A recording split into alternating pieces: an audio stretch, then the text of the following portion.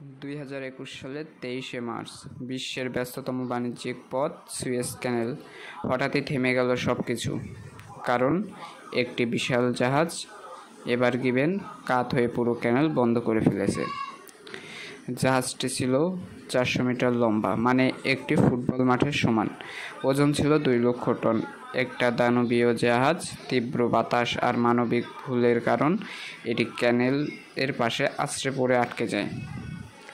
এই একটা জাহাজ আটকে যাওয়ার ফলে প্রতিদিন প্রায় $10 বিলিয়ন পণ্য পরিবহন বন্ধ হয়ে যায়।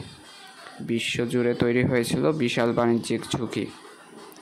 সুয়েজ ক্যানেল দিয়ে পণ্য পরিবহন আর এশিয়া থেকে ইউরোপের মাঝে এটা বন্ধ হয়ে গেলে পেছনে পড়ে যায় 400টির বেশি জাহাজ। তেল, খাদ্যদ্রব্য, ইলেকট্রনিক্স সব কিছুরই দাম বাড়তে শুরু করে। 6 দিন পর বিশেষ উদ্ধারকারী দল এবং বালুকাটা মেশিন, টাগবোট ব্যবহার করে ধীরে ধীরে এবার গিভেনকে সরানো হয়। পুরো দুনিয়া তখন নিঃশ্বাস ফেলে বলে উঠল, শেষমেশ চলল পৃথিবী। এই ঘটনা থেকে বিশ্ব শেখায়, প্রযুক্তি যতই উন্নত হোক, প্রকৃতির সামনে মানুষ আজও ক্ষুদ্র।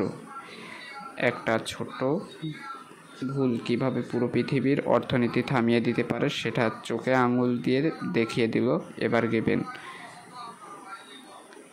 এবার গিভেন কেবল একটা জাহাজ নয়, এটা ছিল একটা ওয়াক আপ কল। ভিডিওটি ভালো লাগলে লাইক দিন, সাবস্ক্রাইব করুন আর কমেন্টে বলে যান এরপর কোন ঐতিহাসিক ঘটনা জানতে চান।